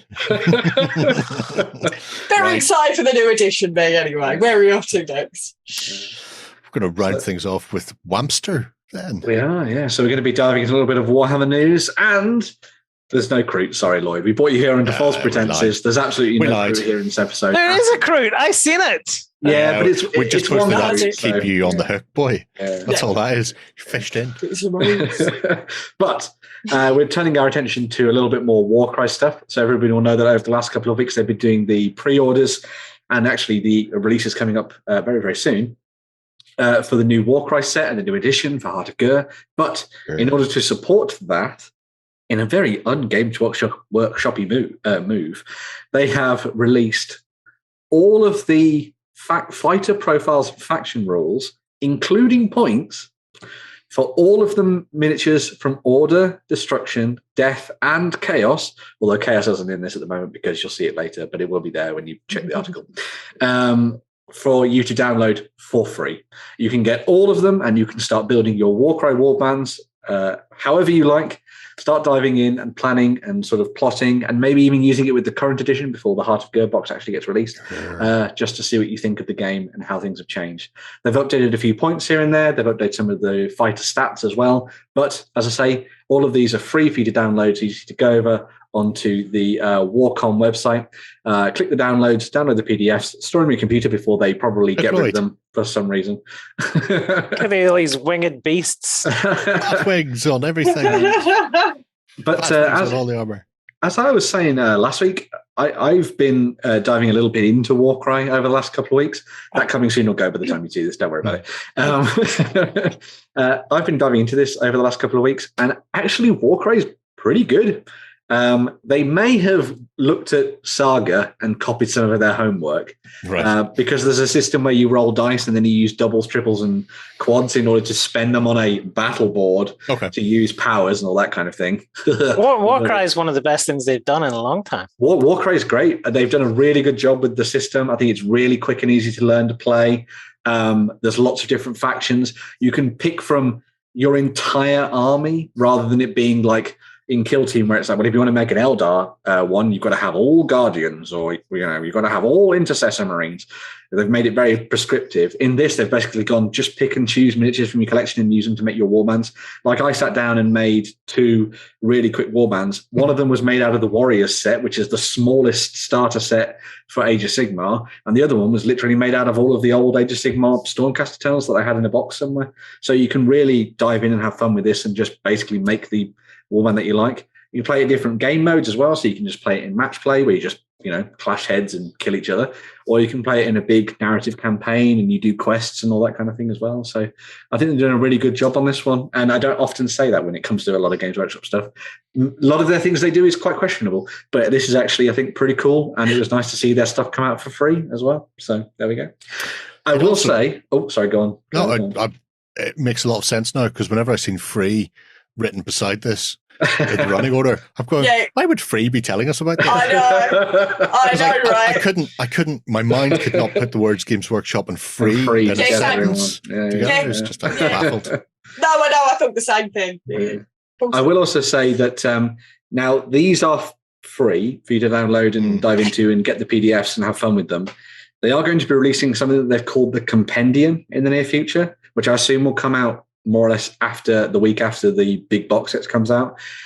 I assume what they're going to put in that is all of the things we saw in the PDF plus specific quests for each of the different factions. So you may want the Compendium if you want to go down that narrative route. But as it stands, you don't really need to. So we'll have to see what's in that Compendium actually to see where they go with it next. But yeah, a lot of people have been talking online about covering it in the next couple of weeks. So we'll no doubt see videos and all that kind of stuff. But free, Games Workshop, get it, download it. Have fun. There we go. So, you've been told free. Get it. I know. Okay. Download it. Have fun. Get in the game. Right. I feel like my dessert stomach has opened up enough for a little soups on more news. A little tiny pavlova slice on top. Just a little teaser, yeah. Huh? Because there is Kroot.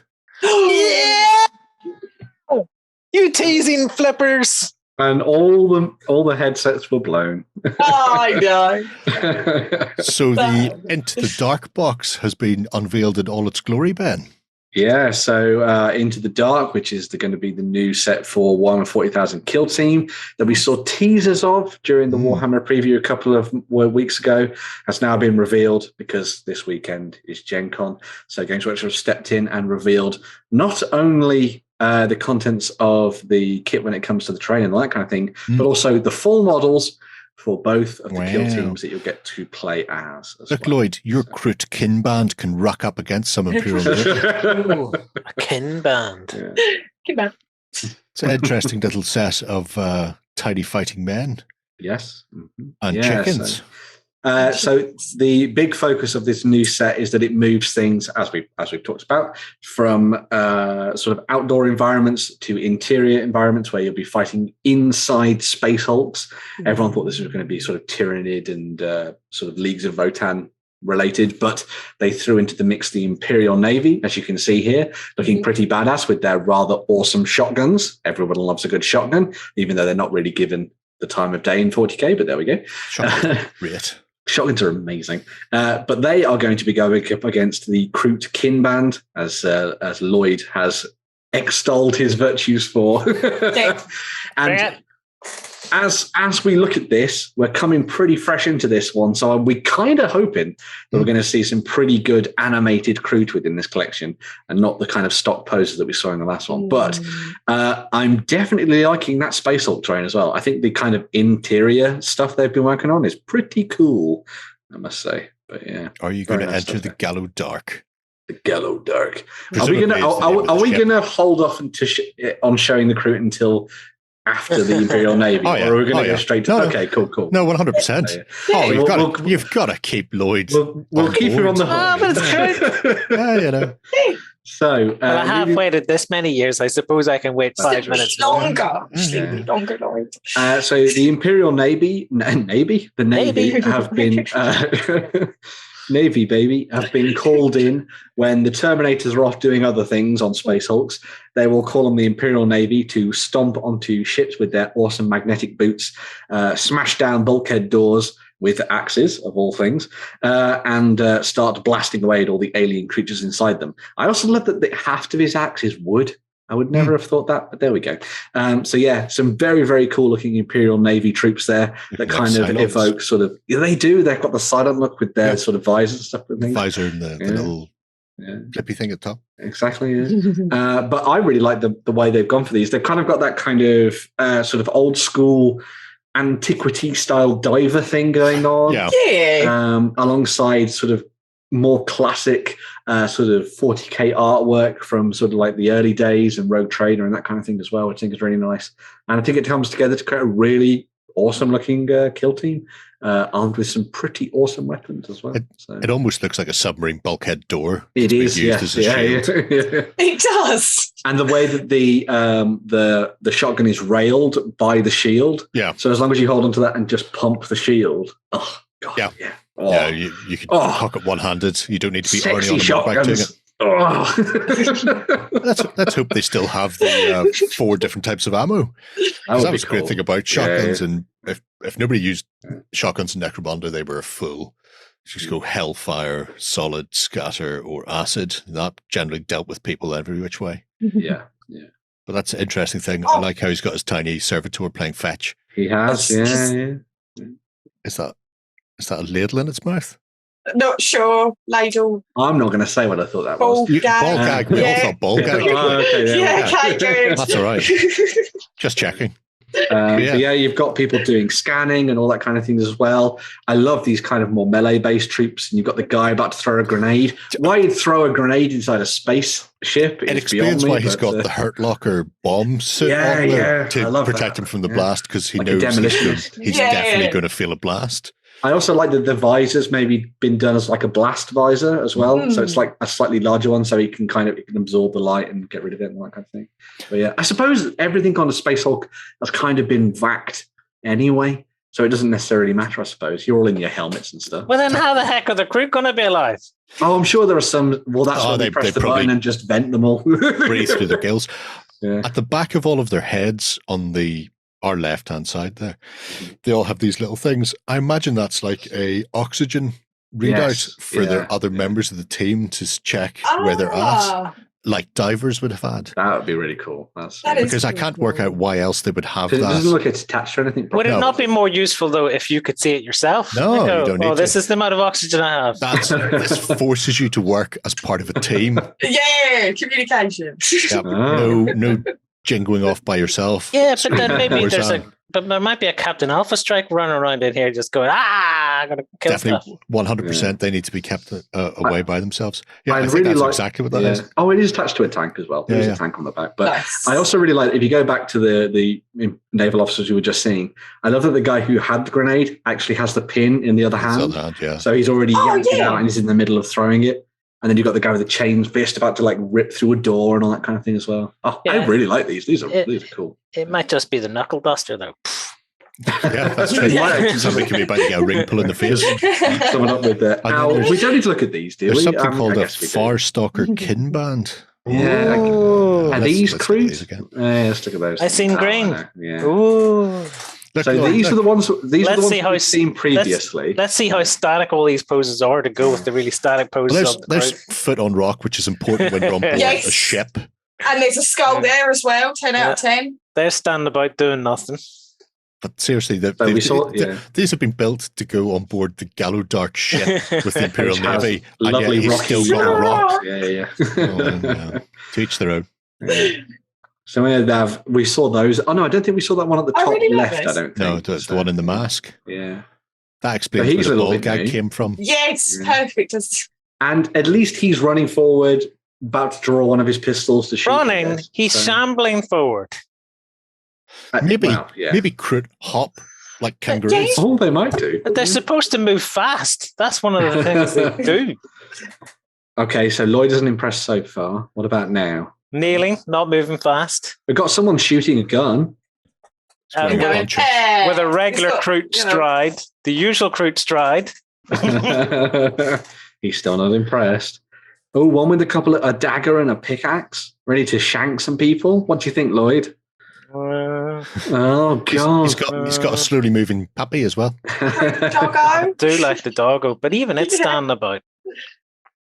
What is it with the Kroot standing around? They're like the DOE. What the hell is that? I didn't know the Kroot had one of those. That's a massive. Jeez, I don't know what the heck that is. Wow. It's going to be something Tau-based. It's got to be, yeah. That bird looks like AI made it with all the eyes. Oh, yeah. It does. So, I mean, they're kind of cool. Oh, he's got a peg leg. Well, you can see why he's just standing alone. Well, that makes sense, doesn't it? But maybe they'll come up with some really dynamic poses when they redo the Kroot for 40K. Maybe they'll have looked at this and gone, oh, they really like all the staticness. I like the skull with the one big eye. I think that's because there's a leather thing through the middle. Yeah, there's a leather thong through the eye. That's what it is. Coming out through the whole. I see. I like that prosthetic leg, though. I think that's a really nice little addition. Oh, that's cool. And I like that their guns have everything strapped onto them, and also they fold down as well, because you can see in the middle there's like a little like folding section or something. Is that an Eldar necklace he's got wrapped it around looks like a little Eldar charm, doesn't it? It's all Pirates of the Caribbean. Caribbean. Oh my god.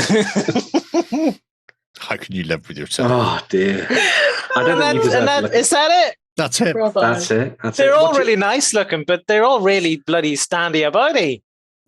That's what the Kroot box has had for years and years and years. There's two types of legs, and they're both just sort of wandering forward. They're not running, they're not leaping. They're just two sets of legs, basically doing the same thing, just dandering along. It's a terrible shame, isn't it? Oh, you wait 20 years for new Kroot. And I get this. Where's all the? I want a Kroot like doing a flipping flying kick to someone's face. I guess you just don't always get what you want. It's Lloyd, so, I mean, I'm just gonna bring Lloyd up so I can see his tears in real time. Right. But you do. No. That's I'm done. I'm done complaining. Like, this would have been epic. Rather than just standing about. Oh dear. You get what I mean. I know the audience gets what I mean. Yeah. They look pretty, but pretty static. Well, the weird thing is, fast-moving aliens, all about getting up in your face, punching you, who don't do anything except shamble along like a granny. And they're all kind of in actor's pose. They're no more dynamic than the slowly moving deep sea divers who are covered in bloody armor and can't move fast. Well, yeah. So I do see your complaint. Yeah, for me, like, I would have thought, a Kroot, in a actually, space this hulk. guy's slightly more dynamic than the Kroot at the back. Especially She's got one foot off contrast. the ground. And I don't think any other Kroot has one foot off the ground. Unless it's on a rock. Exactly. Not one. Look, go back through that. Not one of them has lifted its foot. Unless it's on the rock. That's how slow they're moving. Even the Kroot hounds don't lift a foot. Yep. Clearly just low gravity. Yes. There you have it. The Gallo Dark as well. Mm-hmm. So there's the 10 Kroot in the set alongside the Kroot hounds. So there we go. And then there's also all of this space hulky type terrain as well. So if you want to play interiors, you can do that. They have said that the bottom plate has been designed so that it can be used for ceilings or something as well, I think. Right. Although that looks like a mat, doesn't it? Which is really weird. Yes. It is. They had photos from the last one where they had like ceiling tiles. So maybe they're going to be coming out in a future thing. I don't know, but we'll have to see. But yeah, you get all the other stuff. Everybody else knows what comes in a starter set. But yeah. There you go. Warhammer Kill Team into the old people's home.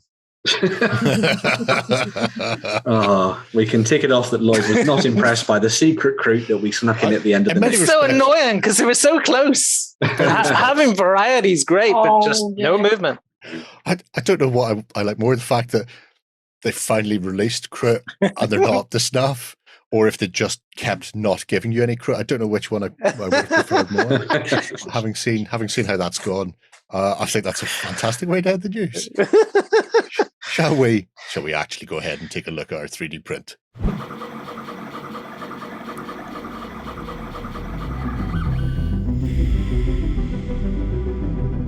Right, who have we got for the 3D printing then, Ben?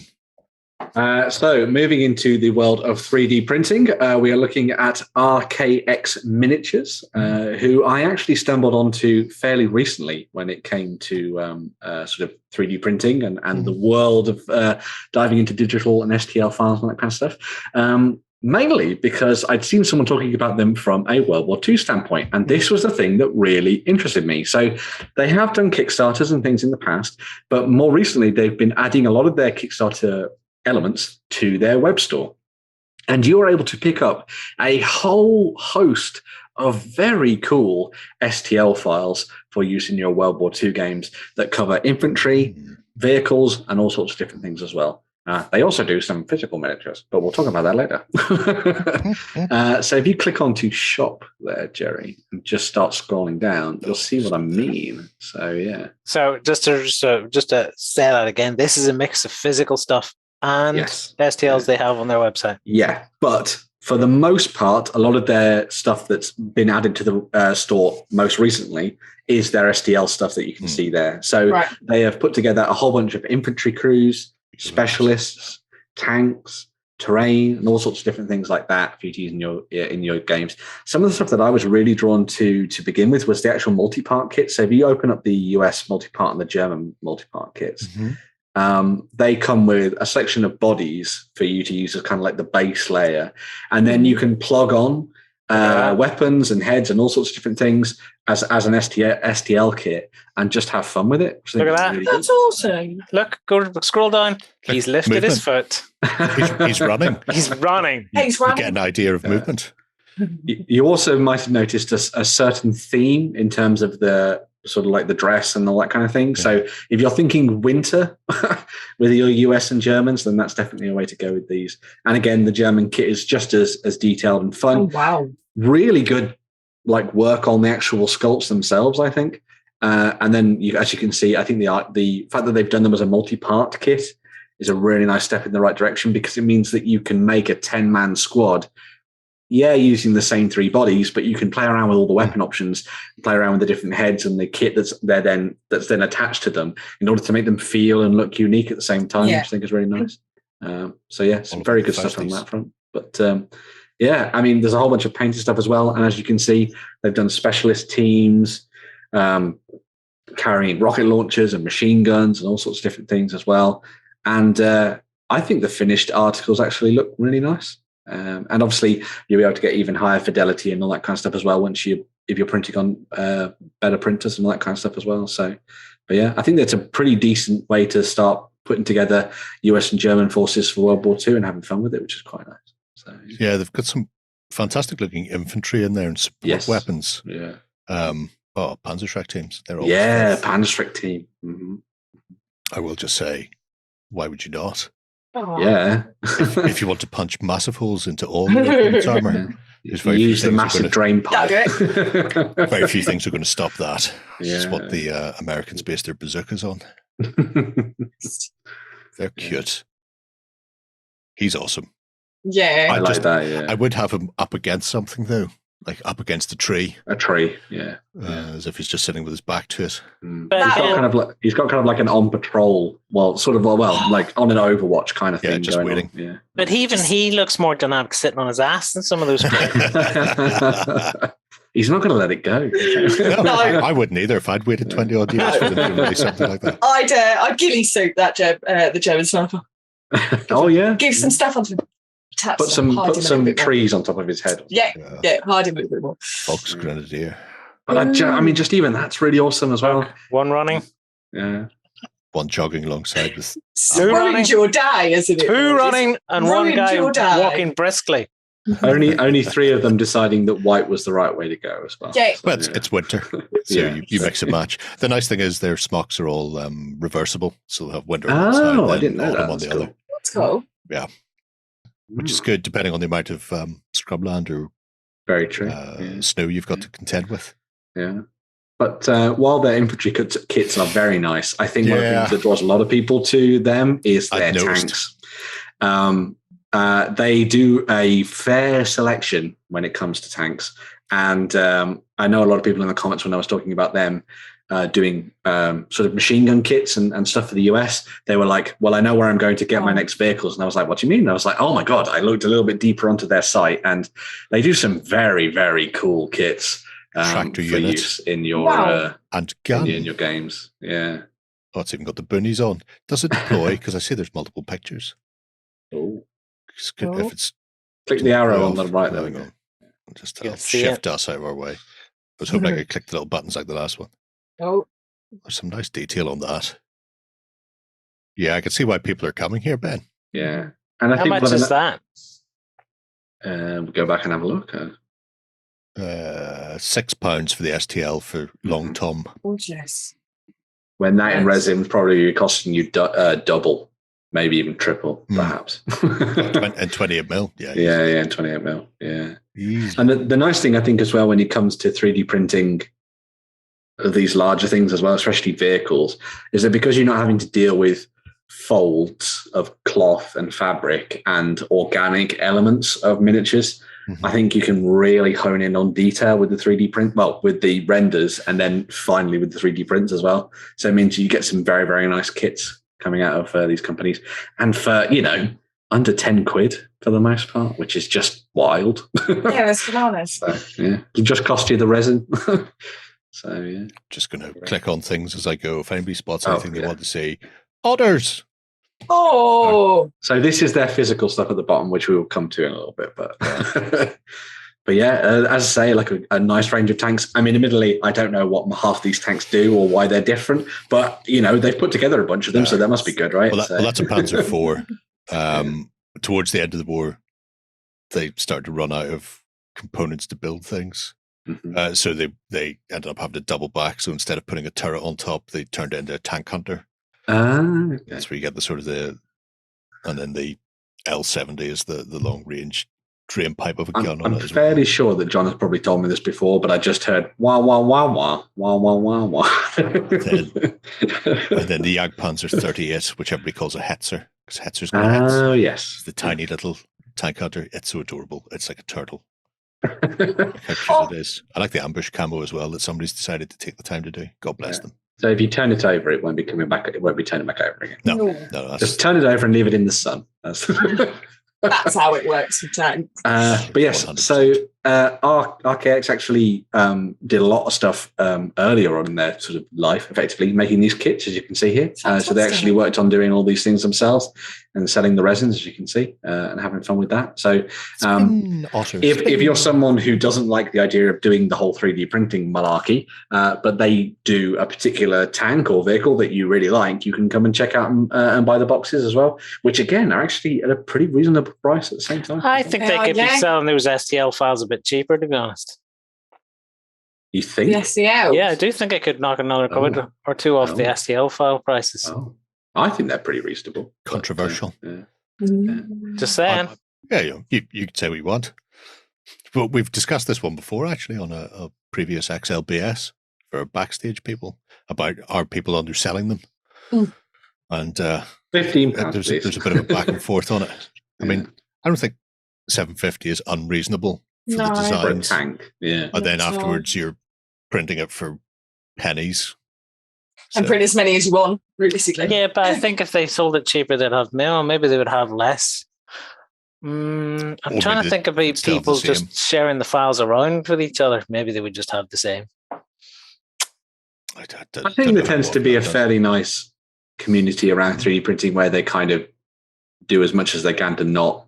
I mean, I know people do share, obviously, but but yeah, you'd hope they'd be like, maybe you should go and buy your own bloody tank. I mean, this is interesting. So this is from the Kickstarter that they were doing. So. Nice. Yeah. So the most recent stuff they've added comes via their last Kickstarter, and if you want to get the STLs from this, you can up until the end of August as part of a late pledge, of which we've had a look at a few of them, but there's actually a big Galvy bucket load of STLs in there for 55 quid, which includes, I think, like 12 vehicles, I think. Pretty much anybody who's involved kicking in around the Hurtgen forest between sort of September and whenever that battle ended. That's really nice, that one. Yeah, it's interesting, isn't it? Yeah. I like that. I like the fact that they've got all of it. Yeah, it's as you say, I think it's nice that they've not just done the tanks, they've done all the other vehicles that would have been around at the time. So it allows you to make very interesting tabletops. Tractor units support, depending on what part of the battle you happen to be reenacting or dealing with. But it's some very nice stuff. And as I say, it's one of these creators that I basically stumbled on and was like, well, we need to talk about them again. Especially since they have their own store where they sell a bunch of this stuff rather than just through Patreon or My Mini Factory and that kind of thing. So yeah. There you go. up until the 30th of August, if you want. That's quite a nice chunky bundle there. Chunky bundle. That it is. So if you want it slightly cheaper than what they're selling the individual STLs for, like Lloyd would, then you could back that Kickstarter, the late pledge, because the stuff's already out there. What was that? £55, was it? 55 quid for it. Yeah. I'll have a look at some of their stuff in the gallery. How many was there? 14 or something items in that? 15 items. Including multi-part 2, kits. 4, 6, yes, 10, 12, 14, 16, 17. And some of those are multi-part squads. I think it's all the German stuff, isn't it? That's about there's some US as well. 3.2. Is this pounds or euros we're looking at? Pounds. That's £3.20 each, approximately. It's awesome. So that's a little cheaper than I even think they should go. But then that's why you should be involved. Go for the bundle. Yeah. Way. I quite like these. These are nice. Little display bases for them. Yeah. And still pop them out and play bolt action or chain of command or what have you with it.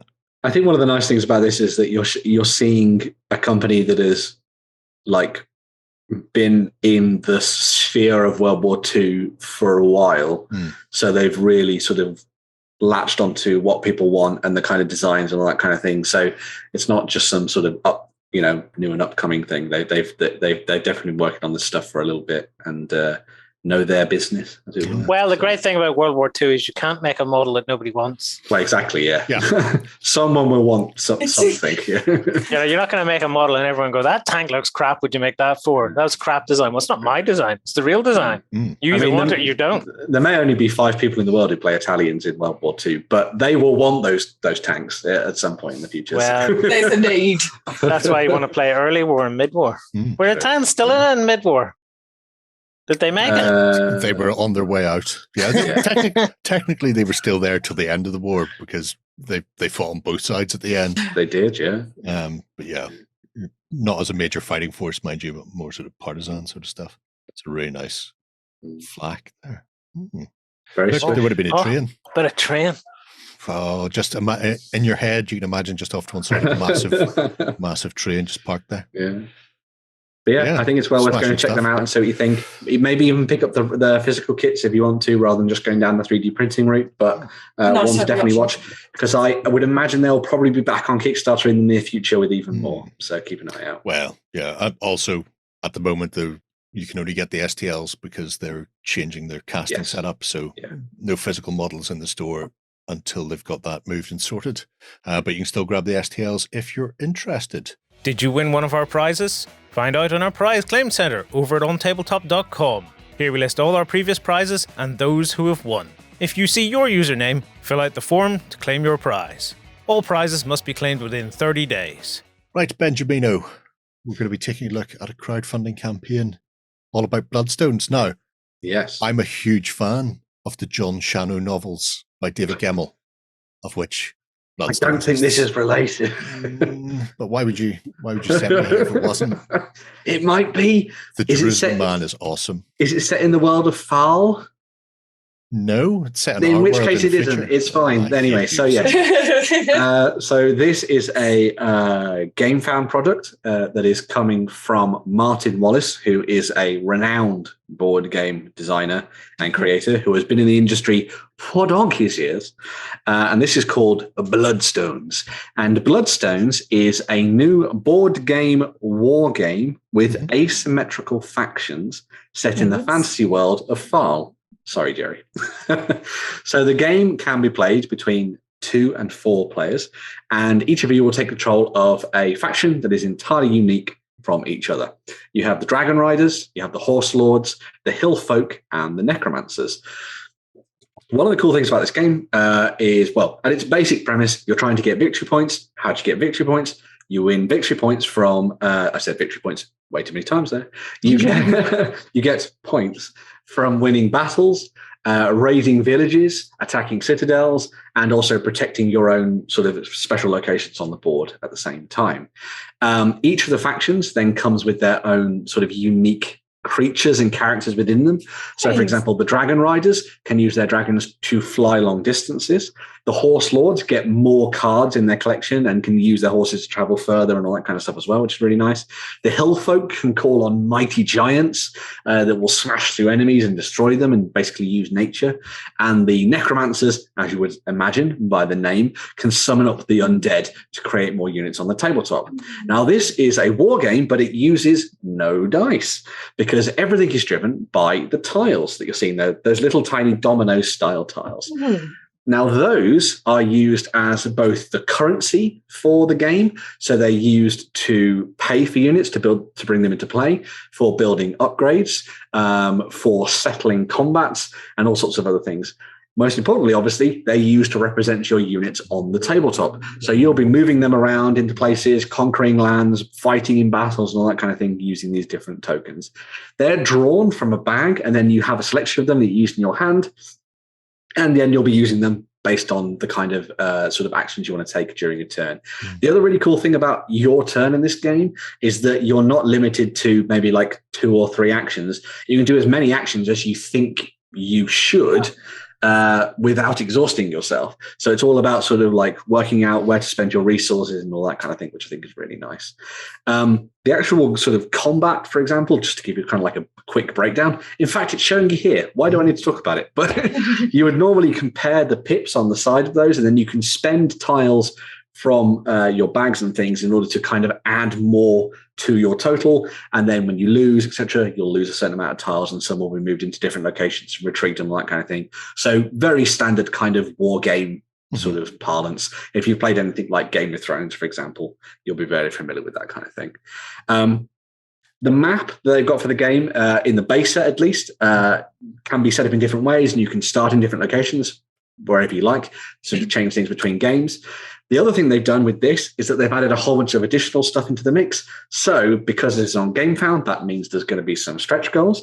So you can get the Corsairs, who come with boats, which is pretty cool, and the Chaos Hordes as bonus factions, taking it up to from 4 to 5 to 6 factions to choose from in your games. And they've added 3 new maps into the mix as well. So if you want to mix things up even more, you can throw in a couple of additional maps and have fun with that. See what you think. The additional maps, in many respects, I think is more interesting to me than additional factions. Yeah, because I think it adds different tactical options. I think. So I know you said they're stretch goals. Are they Kickstarter exclusive? Not Kickstarter, crowdfunding exclusive stretch goals? I don't know. I think they're going to be available at retail in the future, but don't quote me on that. You'll probably have to scroll through and see. I think they are probably fine. But yeah, they're also working on a solo mode. You can download the rulebook and have a look through the game already. It seems like a long rulebook, but when I was reading through it, it's very, very simple in actuality. A lot of the complexity comes in the idea of your choices and how you're going to think tactically on the tabletop. You can also play a tabletop simulator version as well. So if you want to dive in and have a go at the game digitally, you can also do that at the same time.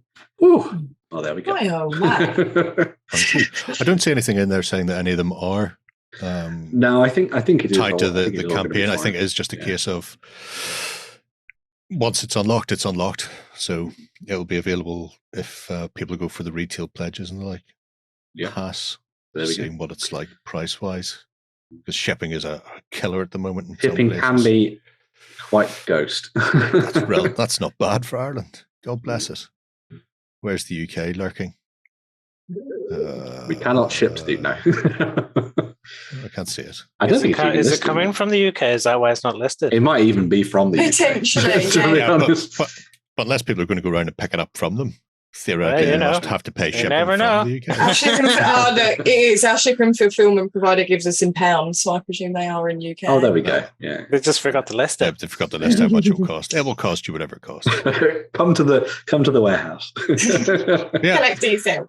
Interesting looking game. I think it looks really fun. Yeah. It's very interesting. I like the fact that you're not being tied to a dice, because anybody's ever seen me roll a dice at any stage ever. Well, no, that does not end well for me. So I like the clarity of going, I've got a hand with 12 pips worth of stuff in there, and I've got 14 pips on those 2 locations, and I can therefore send X number in and know I can reinforce it if needs be. At that point, it comes down to risk reward between me and my opponent as to who wants to throw the most resources in to claim that area, and not am I going to roll a 1 and have wasted that army? Yes. So, you know, I like that. I like it. It's a good looking game. Yeah, I think it's really. I think the artwork. I'm a little. I'm not so fussed on the cover, but I think the actual artwork. Yeah, I think the map's really nice. I think the little tiny pieces with those kind of runic inscriptions, all that kind of thing and stuff. I think they look lovely. No miniatures involved because you don't need them all the time. There we go. So yeah, correct. Well, they didn't say what the dominoes are being made out of. Are they plastic or? I think they're plastic. Presumably they must be plastic. It's too cheap for them to be wood. Yeah. God, look at the look of disgust on Lloyd's face. I'm too busy looking. I'm still not over the Kroot. I'm comforting myself. Okay, I'm comforting myself. My stress ball. That sums it up right there. Oh, Lloyd.